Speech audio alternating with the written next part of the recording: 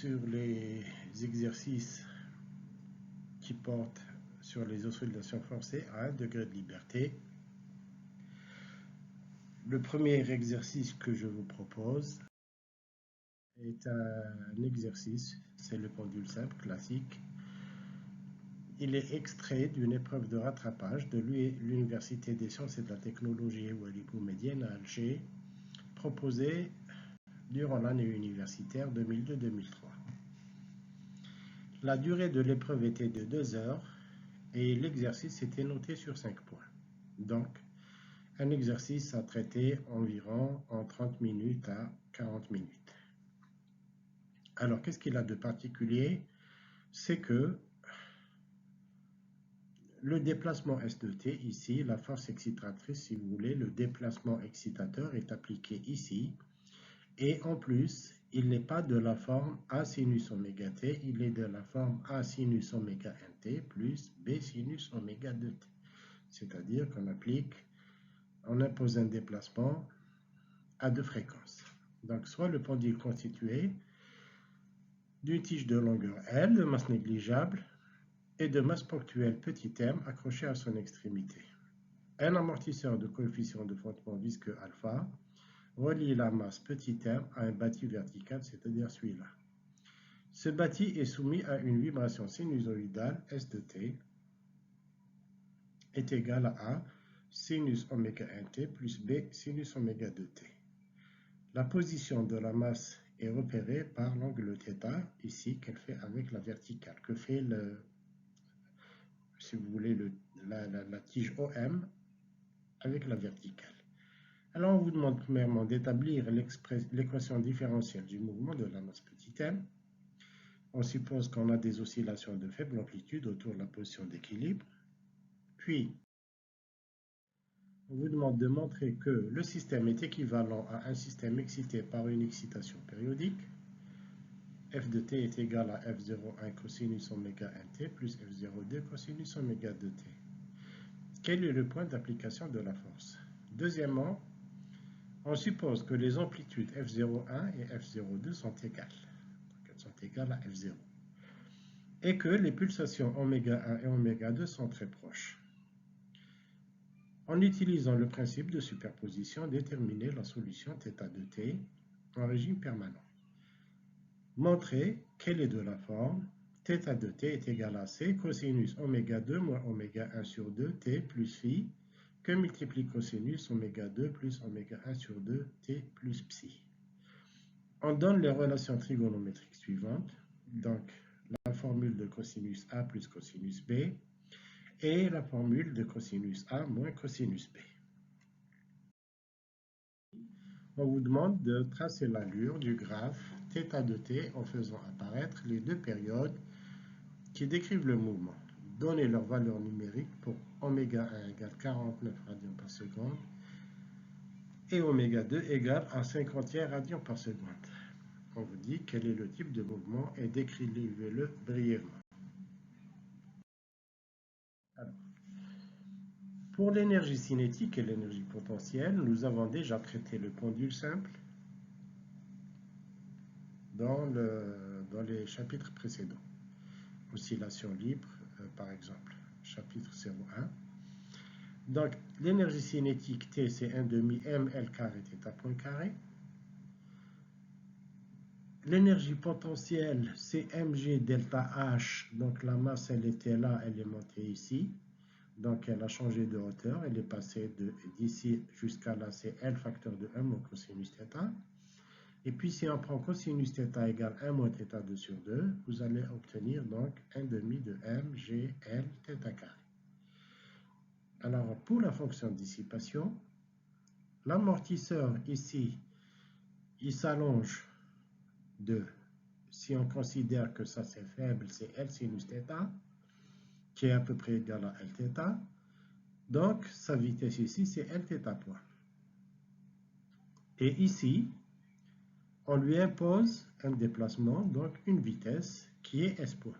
Donc, la fonction de dissipation, c'est 1 demi de alpha, Lθ point, c'est-à-dire cette vitesse de cette extrémité, moins la vitesse de cette extrémité-là, c'est-à-dire S point, le tout carré. Alors, quand on utilise la formule de Lagrange, on l'utilise par rapport à la variable θ. Donc, pour les dérivés du Lagrangien par rapport à θ point, puis par rapport au temps, ça va vous donner ml carré θ2 point. Celle-là.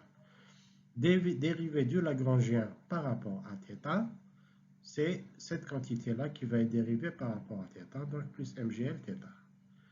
Dérivé de la fonction de dissipation par rapport à θ point, alors méfiez-vous, ici vous avez L carré θ point carré.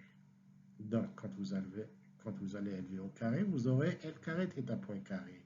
Quand je dérive par rapport à θ point, ça va me donner donc 2 L carré θ point. Le 2 se simplifie avec 2 ici. Donc il va me rester alpha L carré θ point. Quand je dérive S point carré par rapport à θ, ça me donne 0. Par rapport à θ point, ça me donne 0 parce que c'est deux variables indépendantes. Après, le double produit ici, c'est 2L θ point S point. Quand je le dérive par rapport à θ point, il va me rester 2L S point. Le 2 se simplifie avec le 2, donc il va me rester moins, ici, moins alpha L S point. Que je prends de l'autre côté, donc il va devenir alpha L S point. Donc, je dérive S, et puis je remplace par sa valeur. Donc, voilà, c'est alpha L A oméga 1 cosinus oméga 1t plus B oméga 2 cosinus oméga 2t. Donc, je peux mettre sous la forme L, je ne le touche pas. Je fais rentrer le alpha ici. Donc, alpha A oméga, c'est homogène à une force. Donc, je peux mettre L, F01 ici, cosinus oméga 1t plus F02 ici, donc c'est alpha B oméga 2, F02 cosinus oméga 2t. Donc ça, c'est de la forme LF de t, avec F01, c'est alpha A oméga 1, et F02, c'est alpha B oméga 2. Donc le système est bien équivalent à un système en oscillation forcée, puisque c'est L fois F2 fois une force. La force est appliquée ici, puisque là, vous voyez, c'est un moment, c'est L fois F. Donc, c'est comme si on avait appliqué la force au point sur la masse M et perpendiculairement à la masse. Donc, comme ça. Perpendiculairement à la tige, pardon, la tige OM. Donc, dans cette direction-là. Donc, on retrouve l'exercice classique du pendule simple. Pour l'oscillatoire amorti, on avait un cosinus, oméga t plus phi. Et ici, on avait une exponentielle. Donc, on avait un cosinus qui oscillait sans dépasser la fonction exponentielle. Ici, on a un cosinus, mais délimité par un autre cosinus. Alors, vous voyez ici, c'est oméga 1 plus oméga 2 sur 2. On va dire c'est la moyenne. Ici, vous avez oméga 2 moins oméga 1. Alors, si oméga 2 est proche de oméga 1, ça veut dire que oméga 2 moins oméga 1 sur 2 est très faible. Ça veut dire que ici, la période, si la pulsation de cette fonction est très faible, ça veut dire que la période est très grande. Donc, ça vous donne deux cosinus. Vous avez un cosinus qui oscille, mais il est délimité par un cosinus qui a une période qui est beaucoup plus grande. Voilà, donc c'est ce qu'on appelle le phénomène de battement. Donc, qui sera étudié dans le chapitre prochain, c'est-à-dire à 2 degrés de liberté libre. Le deuxième exercice que je vous propose, c'est un cylindre qui est posé sur une table, donc il peut rouler sans glisser. Ici, on soude une tige de longueur L égale à 2R et qui porte à son extrémité une masse ponctuelle. Sur la surface du cylindre, on rattache le cylindre à un mur avec un ressort et au centre à un mur avec un ressort et un amortisseur. Donc le schéma de la figure ci-contre est constitué d'un cylindre MR qui peut rouler sans glisser sur un support horizontal. On soude sur la face une mince tige de longueur L, celle-là, on prend L égale à 2R de masse M'. Donc cette tige, elle a une masse, c'est M', qui porte à son extrémité une masse ponctuelle M. Donc c'est là. Sur la face du cylindre au point A, on relie le cylindre au mur. On a OA, donc c'est R. Donc ça, c'est le rayon. Par l'intermédiaire d'un ressort de raideur K2. Le centre du disque est relié au mur à l'aide d'un ressort et d'un amortisseur de coefficient de frottement visqueux alpha. Donc ici, les deux sont montés en parallèle. On applique à M une force extérieure sinusoïdale F de t, donc ici, qui est égale à F0 cosinus oméga t perpendiculairement à OM. À l'équilibre, la masse petit m est sur la verticale OY, c'est-à-dire que quand le cylindre revient à sa position d'équilibre, le point O' va venir ici en haut et la masse petit m va se retrouver ici. On vous demande les énergies cinétiques et potentielles du système, la fonction de dissipation, la pulsation de résonance. Bien. Ici, on va commencer par la masse petit m. Il est très prudent de travailler avec les vecteurs position. On ne donne pas directement, ce n'est pas un pendule. Et ça permet aussi de voir des choses, hein, quand vous travaillez avec rigueur. Quand vous travaillez avec rigueur, ça vous permet de voir les simplifications qui s'opèrent et pour prendre l'effet. Donc, pour la masse petit m, le vecteur position sur x, la masse est là. Donc, c'est cette distance-là, c'est-à-dire rθ, plus, donc c'est la projection, c'est celle-là, hein, c'est celle-là jusqu'à là, d'ici à là, par rapport à O évidemment, pas par rapport à O'. Hein. Donc, elle a bougé de cet axe rθ, O' c'est rθ, c'est l'arc, plus cette distance-là, c'est L sinus θ. Donc, celle-là. Sur OY, sa position, je la projette directement, c'est cette distance-là, c'est L cosinus θ. Donc, Vm, on a dit, je dérive par rapport à θ et je multiplie par θ point. Donc, je dérive par rapport à θ, ici, ça me donne R, et je dérive et je multiplie par θ point. Et ici, c'est L sinus θ, θ point, donc ça va me donner L cosinus θ, θ point. Ici, le cosinus, quand je le dérive, il va me donner un signe moins L sinus θ, θ point. Donc, T, c'est 1/2 de Vm carré. Vm carré, c'est Vx carré plus Vy carré. Alors, regardez bien. Quand j'élève ça au carré, j'aurai R carré θ point carré. Si vous voulez, ça correspond à ce terme-là. Plus ce terme-là au carré. C'est L carré cosinus carré θ point carré. Mais d'un autre côté, je dois ajouter Vy carré, c'est-à-dire L carré sinus carré θ point carré. Vous voyez bien que ces deux-là sont les mêmes, avec le signe moins, il disparaît quand je lève au carré. Donc, ça va me donner L carré θ point carré, facteur de cosinus carré plus sinus carré, c'est-à-dire 1. Donc, c'est ce terme-là, L carré θ point carré. Après, ici, il va me rester le double produit, c'est 2RL θ point carré cosinus θ. Alors, évidemment, ça, il faudrait prendre cosinus θ est égal à 1 pour respecter la forme quadratique des oscillations. Donc, il faut prendre cosinus θ est à peu près égal à 1. Donc, il vous restera 2RL θ point carré, c'est-à-dire ici, c'est 2RL, le double produit. Donc, c'est le résultat final.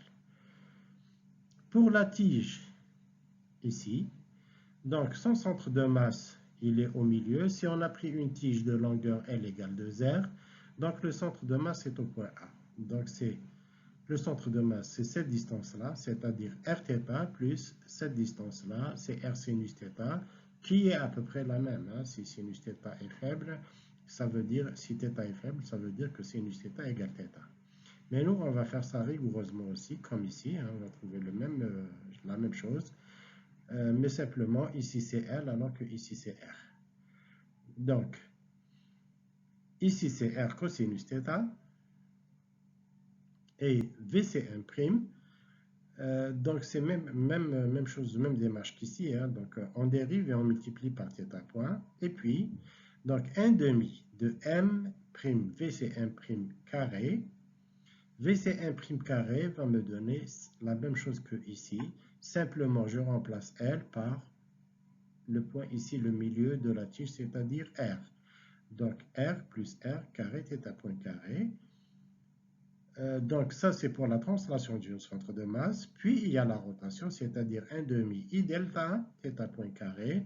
Et I delta, c'est M L carré sur 12 de la tige. Et le L, c'est 2R. Donc, vous remplacez, ça va vous donner en principe 13/6 M' R carré, θ point carré. Pour le cylindre, il roule donc sans glisser. Vous avez l'énergie cinétique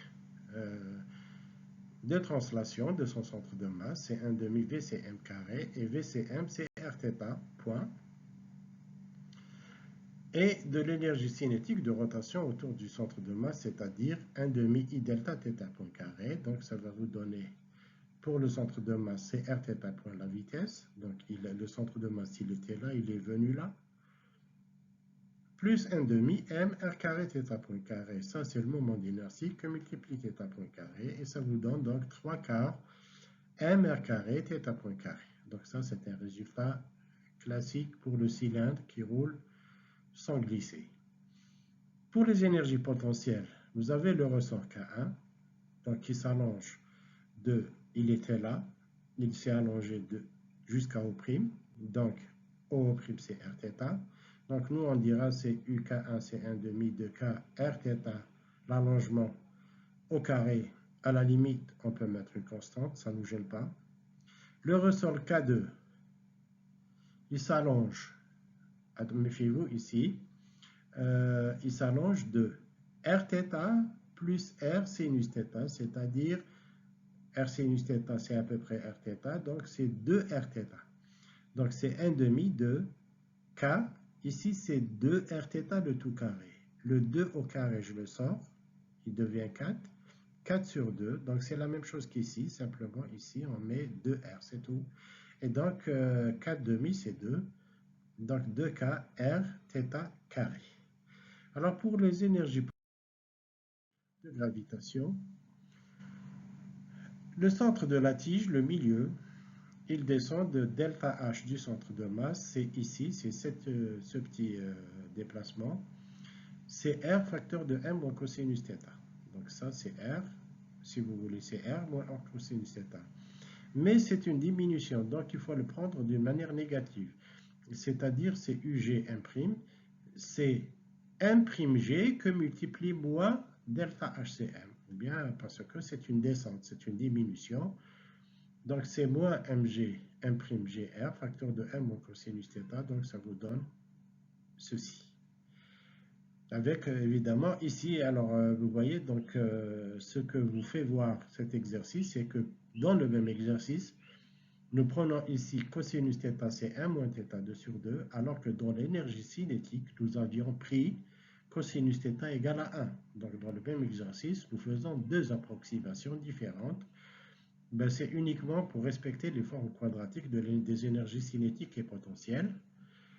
Alors pour la masse petit m, elle descend de cette distance-là, C, donc c'est 2R, cette fois-ci c'est 2R, facteur de 1 moins cosinus θ, donc il était ici à 2R, après il est descendu à 2R cosinus θ, donc c'est la variation de hauteur, c'est 2R facteur de 1 moins cosinus θ. Alors ici la hauteur, c'est comme ce cas-là, la hauteur elle était là, et puis elle est descendue, donc la variation doit être négative, donc on doit mettre un signe mot ici, c'est moins mg delta h, c'est-à-dire, donc cosinus θ c'est 1 moins θ 2 sur 2 toujours, donc c'est à peu près égal à moins mgl θ carré sur 2. La fonction de dissipation, ben là, ici c'est fixe, ici l'amortisseur, ça il était là, il s'est allongé jusque là, donc de Rθ, d'où sa vitesse c'est Rθ point, donc ici D c'est 1 demi de alpha, ici c'est Rθ point carré. Donc, en définitive, Alors, par contre, pour la force généralisée maintenant, donc RF, le point d'application de la force, c'est la masse M, donc RF c'est Rm, c'est la même chose que Rm. Après, je calcule delta RF sur delta θ, qui est là. Donc, je dérive par rapport à θ cette fois-ci uniquement. Et F de t, alors F de t, il est perpendiculaire, on a dit, à la tige. Donc, cet angle, c'est θ. Ben, cet angle, c'est θ. Alors, quand je projette sur x, j'aurai donc f cosinus θ. Ça, c'est f cosinus θ, avec un signe plus. Mais sur y, puisque l'axe des y est vers le haut, donc ça va me donner mon f sinus θ. Alors, si je multiplie ça avec ça, vous allez donc avoir, c'est f L carré cosinus θ plus, si je fais le produit scalaire, plus FL sinus carré θ plus FR cosinus θ. Donc avec L égale à 2R, vous allez donc avoir à peu près 3FR. Car L est égal à 2R et cosinus θ, ici, vous le prenez égal à 1. Voilà. Donc ces deux-là, évidemment, cosinus carré plus sinus carré, c'est 1. Et il vous reste celui-là, vous le prenez 1 pour avoir une équation différentielle classique. Et ça va s'écrire comme ça, voilà. Donc en tout, vous obtiendrez ça. Oméga R, c'est racine, ben, la pulsation de résonance, c'est une équation classique, celle-là. Donc, c'est vous donner les résultats du cours directement. Oméga R, c'est racine carrée de oméga 0 carré moins de delta 2. Et oméga 0, ça, ma foi, c'est ça. C'est racine carrée de tout ça divisé par tout ça. Et de delta, ou bien delta, c'est alpha divisé par ça, c'est-à-dire ici. Je multiplie 2, parce que ça, c'est 2 delta. Voilà, je vous remercie pour votre attention.